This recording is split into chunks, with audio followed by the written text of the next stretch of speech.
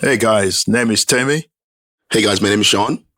and we'll welcome you to our conversation, Truth to Kings. We're just here kicking it and talking about things that we see in amongst Africans from home and in the diaspora. And things that are common to all of us.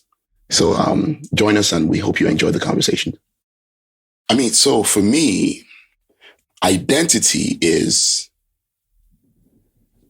almost like who you are. Like, what are you? Like when you're sitting at home and there's nobody around you and you're just kicking it, like, who are you? Now, this is not, when I talk about identity, this is not about how people see you. Not for me. Your identity is how you see yourself, how you view yourself. Like, we're always talking about how, there's this phrase that goes, to thine own self be true. What is that own self? That's your identity. Like I was thinking about this the other day, and I thought to myself, if you're being told to be true to your own self, right? But that own self is not something that you self-identify. In other words, it is something that is somebody else's idea of you. Then you're being true to a false paradigm. Absolutely. And if that paradigm was created not for you, if that paradigm was created to be against you, then there's a possibility that you're being true to something that's actually self-harming. Absolutely. In other words, you're being true to something that's harming you. Yeah. So identity is, bro, what are you? When it's all said and done, what are you? Yeah, I feel that. For me, man, identity even goes beyond what you say you are. And why do I say this? There has to be somebody has to, or something, has to be the arbiter of identity.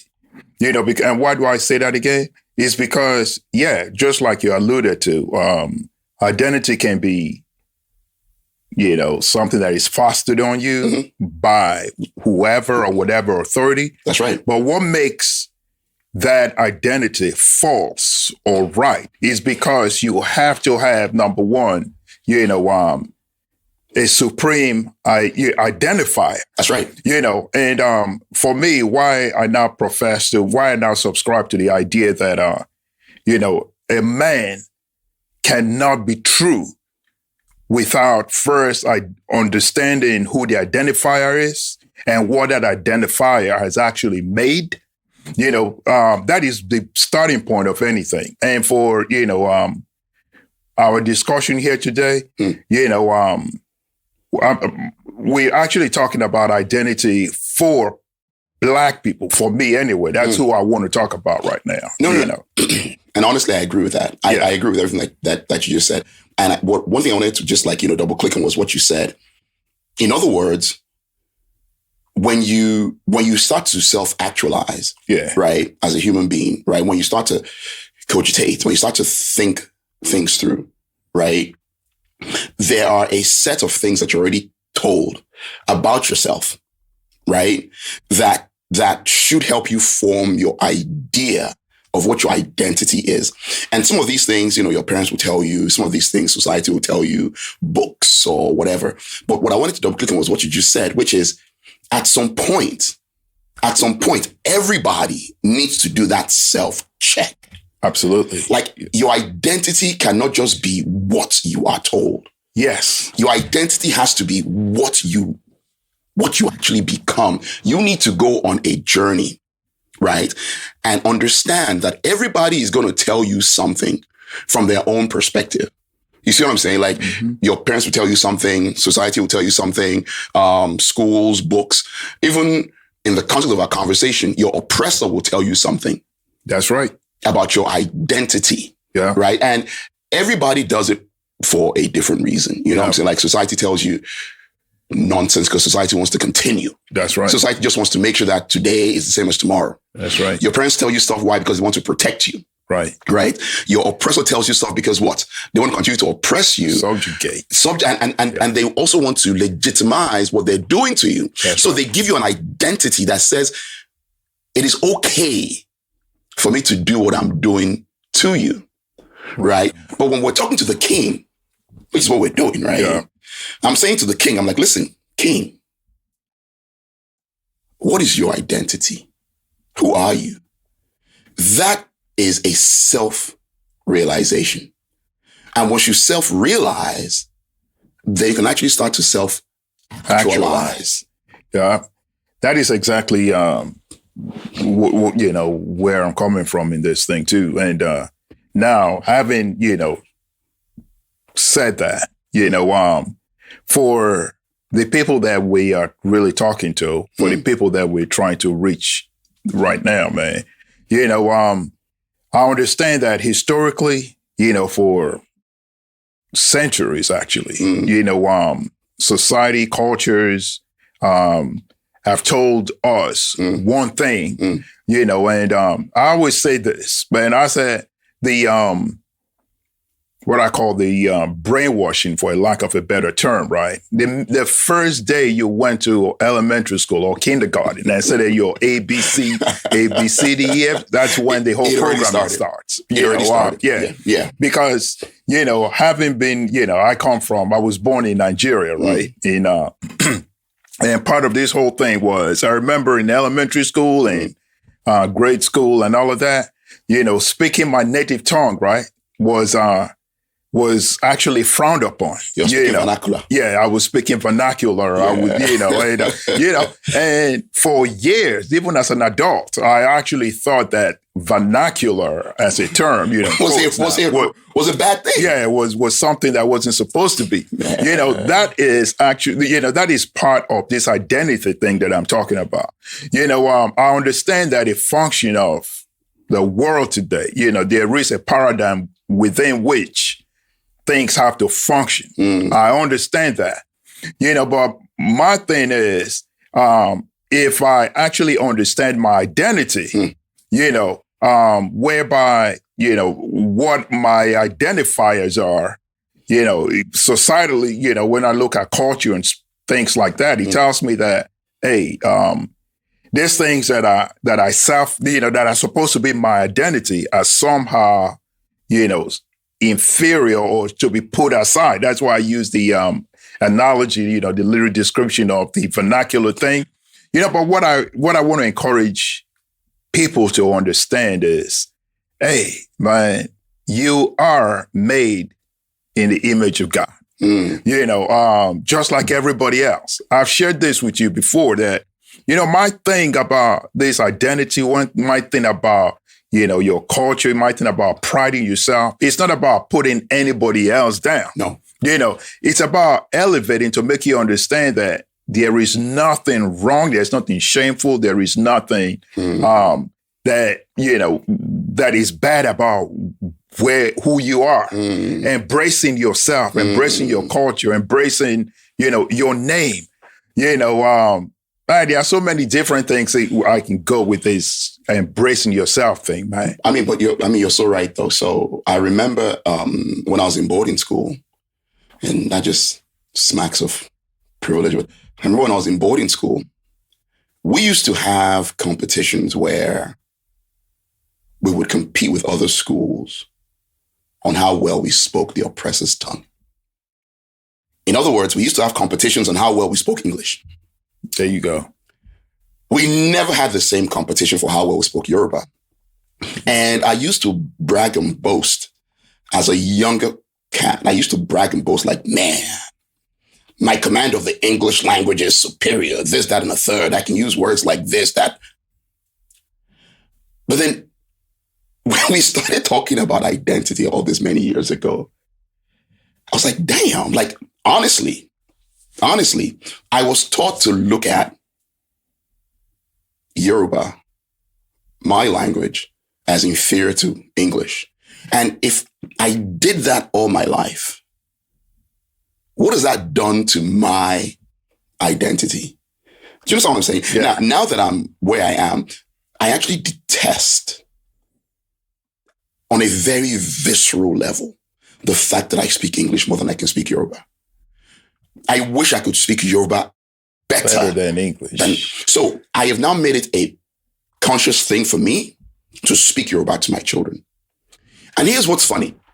All these many years later, right? Like when we now listen to music back home, the music that they speak in my language touches me on a different level now than the English ones. Like, I am not trying to revise my history. It's too late for that. I'm just saying that I wish that somebody had this conversation with me, that loving yourself, loving your true self doesn't necessitate you bringing anybody else down. But in the language of the oppressor, in the way they conduct themselves, they've always modeled that what we're giving you or what we're doing, right, is superior to everything else. And that is why we're saying that identity has to be a journey of self-realization. That's right. Because there was something that you said to me that I'll never forget. And it keeps coming back to me. And that is this. I wish I could see us without their intervention. I wish I could see what we could have become without their intervention. Yes. That is something that I think we have lost. And when I'm seeing my people out today, like, you know, they're out, they're upset, they're angry, they are actualizing their righteous indignation. And I'm like, you know, this is awesome. But here's the problem though. We did it. We went out and marched and protested and rioted. Our parents did it. They went out and marched and rioted. All right, yeah. Their parents did it. If we're going to get this one right, we need to start to undo some things.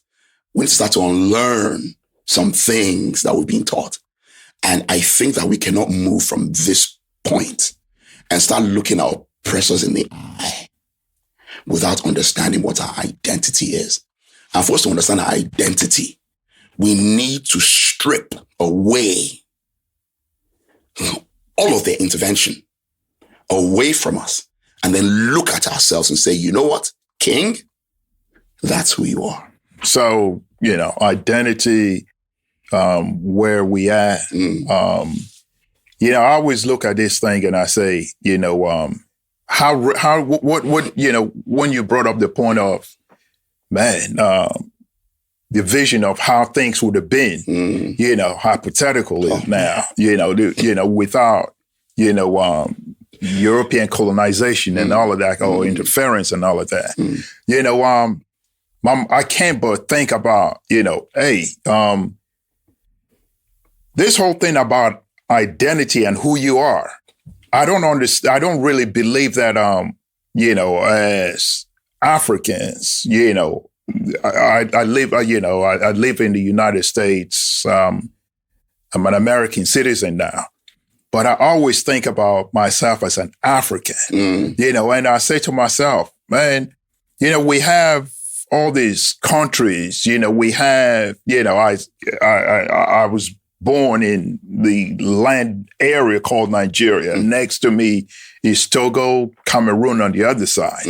And I say, you know, I realize how that affects my identity. Being an African, understanding what's in it, you know, your calling, you know, what my father called me, you know, and understanding the fact that what I've been called is literally my destiny. It's literally my legacy. You know, then, you know, I understand that in 1864, you know, these landmarks or land demarcations that are now Nigeria and all these other names, you know, where arbitrarily, from my point of view, I agree. You know, I agree. made up in Berlin in 1864, 1865, without an African there. And what was the point of this making? The balkanization of Africa. The balkanization of Africa. For the furtherance of European interest. Yeah. That was the sole and only purpose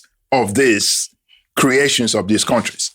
And here's what's funny. Like, I was talking to a friend of mine the other day, and I said to him,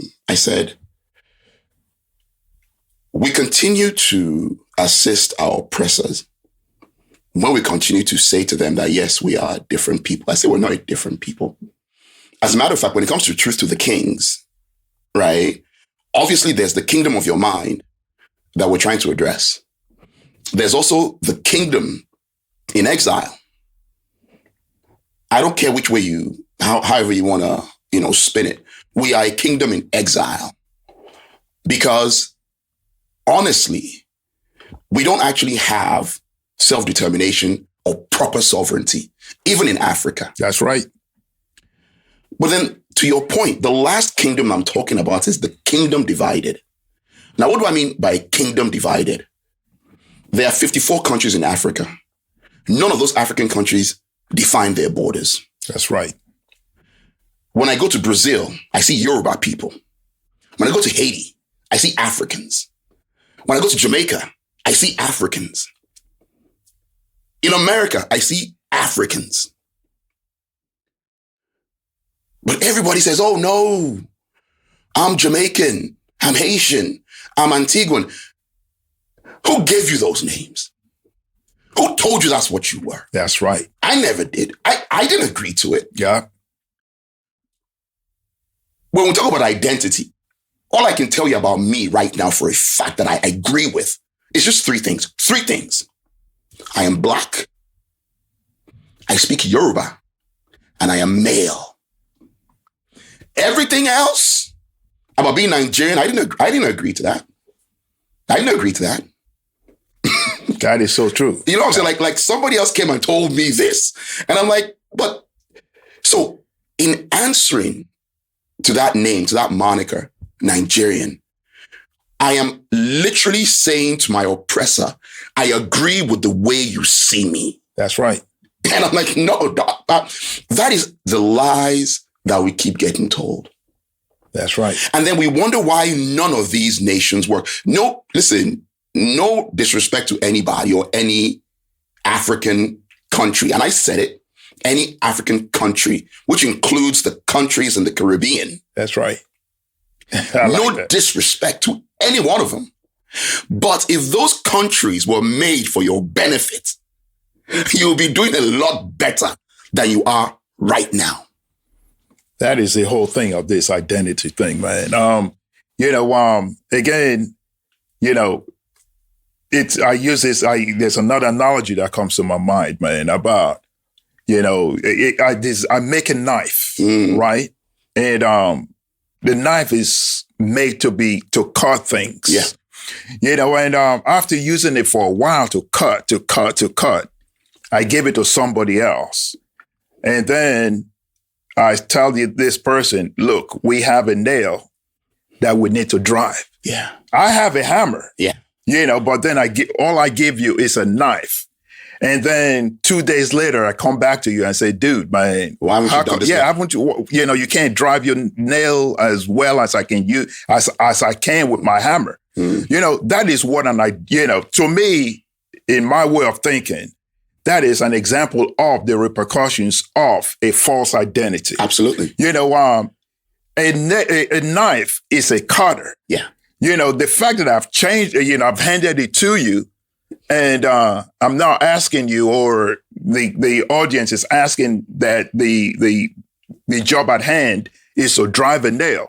But I'm now criticizing you and telling you that you're dysfunctional and you don't do things well because you're trying to use a knife to drive a nail. That is how I see where things are today with Africa, with the African diaspora, with Black people in America, where for 400 years, you were told one thing or you were made to be one thing. Then, in the 1960s, because to me, that is really when, the civil rights was where, on paper, things were now said, this is, you're now here, you can vote, you can do this, you can do that. And now we're in the year 2020. That's about 56 years ago. Absolutely. We now criticize ourselves, first of all, and listen to the criticism of other people that say, hey, man, you guys are dysfunctional. You can't do this. You're not at par with so and so standards. Dude, man, it's a knife trying to drive a nail. And not just that, but like when you look at the splintering of the kingdom, and I'm talking about Africa and Africans, right? When you talk about how the kingdom was splintered and all the devices that was brought to bear to splinter the kingdom, they did it through religion. Imagine that. They did it through science,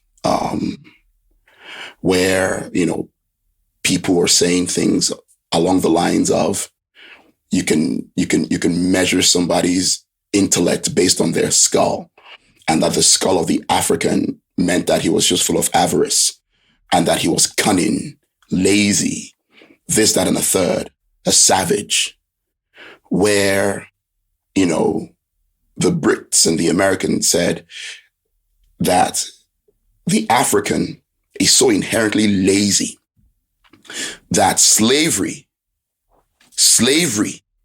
gives him dignity. Imagine. When their archaeologists and their anthropologists would come to Africa and find fantastic works of art, and then they would not subscribe it to us, say, no, it must have been somebody else. When their education would teach that we're subhuman. When in their politics, they said that we're, what? Is it 3/5 of a human? Right. You talk about identity. You look for yourself in things. I am going to look for myself in religion. I am going to look for myself in science. I am going to look for myself in politics. I am going to look for myself everywhere. And to your point, for almost 400 years, every single thing that I saw, that the oppressors showed me, that represented me, was a false image. We have been the single focus of so much dubious and erroneous and false education. The fact that we're still standing, the fact that we're still where we are, I want to dobale for the Africans as a whole, because anybody else would have been destroyed by now. The fact that you're still here. And then I wondered to myself, I'm like, man, what could you have been? What could you have been if these people did not interfere with us? And that's what I want to do. I am interested in seeing what we can be by ourselves, for ourselves. That is what this is about, man. This is, great, now finding your identity. The civil unrest going on right now, is people, our people trying, to reestablish their identity. That is basically what this conflict is about. It is. Reestablishing your identity on your own terms. Actually, almost like a re-education, or, stripping away, all these myths that has been, told to you, and then, the anger, I'll be the first person to say, for me personally, I'm not going to say I advocate violence and, but I can tell you for a fact that nothing changes, no oppressor out of his good nature decides, it wakes up one morning and says, man, I am so full, that, now you can have it, you can go your way. No, you're good. No, you're good. It just doesn't happen like that. Yeah. It has to be, the system has to be shaken. Things have to be burnt, so to speak. For the oppressor or the person who is subjugating somebody else to understand that, hey, it has to be made uncomfortable, for things to change. So all this, for the last month and a month and a half, from the death of George Floyd in Minneapolis, to the global cry for change right now. I see. I'm encouraged that it seems like everybody's at least beginning to have a look at what is going on. These things are not new. Struggles, man, from the 60s, man. I remember, man, I was here in the 90s when Los Angeles rioted over Rodney King. Absolutely. Things get agitated for a minute. And, within a few weeks, we go back to status quo, to the way things have always been. Absolutely. Yeah, the way things have always been is not good enough. I mean, I want to say a couple of things, and I couldn't agree with you more. I think it was John Henry Clark that said that the history of the black man had to be functionally distorted to justify the evil that was deployed against him. When we talk about what's going on right now, an identity works both ways, as far as I'm concerned. In denying us our identity, the oppressor took on an identity. Yeah. They called us barbarians and savages. But when you read something like the Willie Lynch letters, how a man would rape another man in front of his family to break him. When you read how the British dealt with was it the Kikuyus? In Kenya. In Kenya. Yeah. When they impaled them with swords up their backsides. When you read of how Christopher Columbus completely decimated the Taino Indians. A self-proclaimed pedophile raping children. And then you start to think to yourself,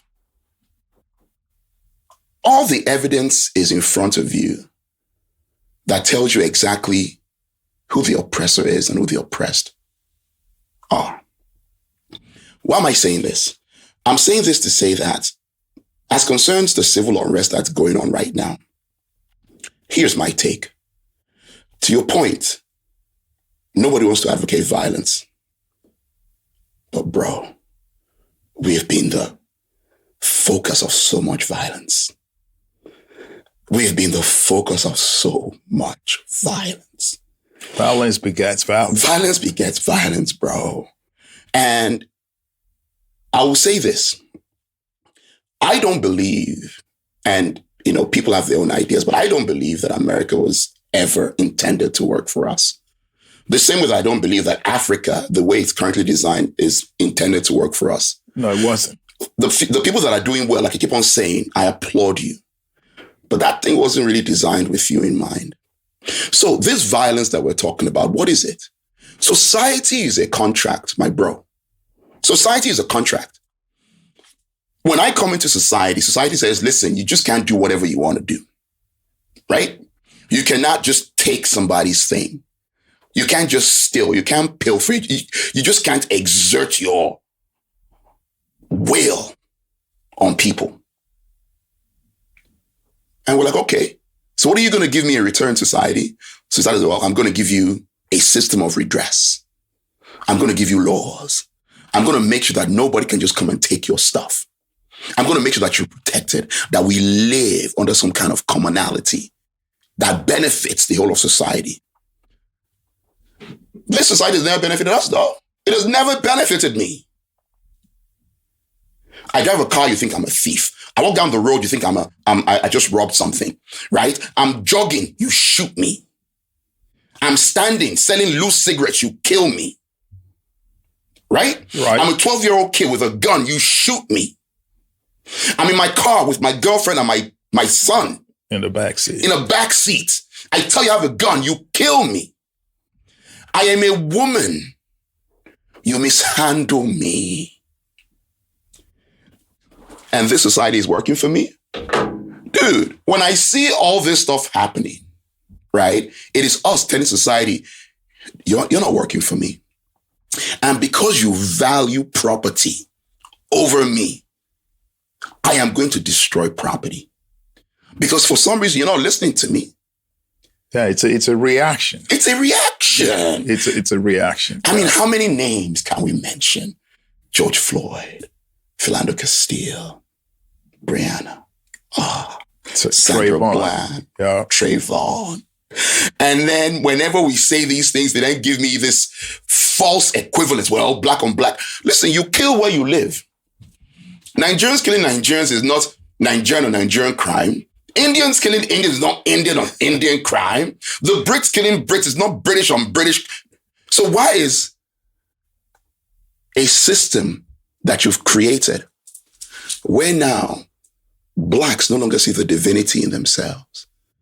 And instead of recognizing the divinity in themselves, what they want to do is they want to extinguish it because of the identity crisis that you've created for them. That's right. Now they see themselves and they hate what they're seeing. So that is essentially what, my message, what I'm burning with is desire to at least get Black people, right, to start recognizing who they are. Because me, fundamentally, I believe a correct understanding of who you are helps you live out your legacy, helps you live out your destiny. If you have a false narrative, a false identity, a false identifier, you will carry out the destiny of the lie. Exactly. It's just like, the old Roots movie, where Kunta Kinte was beaten to a pulp just to acknowledge that he's no longer Kunta. He's now Toby. Yeah. Toby is a false identity. It is a false identity. Yes. Kunta is who he came from. Yeah. He's who he is. Yeah. Is a pride. And now, once it became Toby, his life was a rebellion. Yeah. It is exactly what is bringing about it's the same kind of rebellion that we are experiencing. We've continually experienced this. Yeah. Today, right now, it's come to a head. But as long as a people false identify, I just believe that there's this innate thing that wants to recognize who you really are. Especially for us Africans, your name is who you are. It's your legacy. Absolutely. And once you're once you're on the wrong path, you'll always have this innate pull to bring about the king. This is who you are. This is who you are. And whatever is trying to keep you in that hole, you're going to rebel against it. You're going to rebel against it. I mean, I don't think you'd have any choice but to rebel against it. Yes. So I want to say this. There was an article that I read recently where some theologians, if you can call them that, are saying that maybe we need to revisit the idea that Christ was white, given where he lived and all that kind of stuff. So maybe it's time for us to acknowledge the possibility that he may actually have been a man of color, which is something that I've always known anyway. So whether or not you acknowledge it, I don't really care. It's almost irrelevant. Yeah, almost. But in talking to the king, I want to say this to the king. Some people don't understand the relevance of that. As we said earlier, you look for yourself in everything. When it came to religion, we looked for ourselves in a very, very false paradigm. I think up until 1976, the Mormons actually said that black people had no souls and they could not get into heaven. And yet they're black Mormons. I mean, go figure. Why am I saying this? I had a conversation with some friends of mine. They're like, yeah, what's the relevance of us now knowing that Christ is black or whatever? I said that maybe you can now start actually realizing the divinity that lies within you. Your divinity, your innate divinity. If your creator looks like you, then maybe that's one of the bigger puzzle pieces of what your identity is. And if you are supremely and innately, inherently, spiritually divine, then everything that they've ever told you about yourself cannot be true now. Cannot be true. And if you are divine, or you can start recognizing your divinity,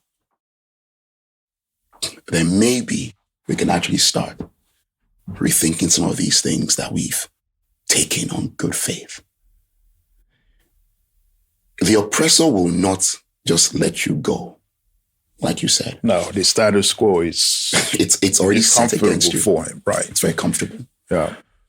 But in the lies that he has told you about yourself, we can actually now start finding some truth. So here's my message to the king. You are not who they tell you that you are. You are something so much more powerful. When you go out there and you riot and you protest and you march and you say Black Lives Matter, there's so much more to it. You matter supremely more than you know. But it is the job of the oppressor to tell you otherwise. In closing, I want to say one thing, just one last thing. Somebody asked me a question that why is now different? And I'll tell you why now is different. The reason why we've come to where we are right now is because we are not distracted. There's no NBA, there's no NFL, there's no cinema, there's no going out. As bad as COVID has been, COVID has given us a singular vision because we're not distracted. A time to reset. A time to reset. Isn't it funny that all of a sudden now they want to open baseball, they want to open NBA, they want to open this, that, and the third? I am saying to the king, do not be distracted. Keep on keeping on. Double click on this thing. Let's break through this thing. Don't allow diversion. Don't allow things to take your focus of what we're doing now. The concessions that they're giving us now is nowhere near where we need to be. Finally, they want to change the name of the Washington Redskins? Really? We ain't told you this a long time ago? The concessions that they're giving us is not enough. Keep on keeping.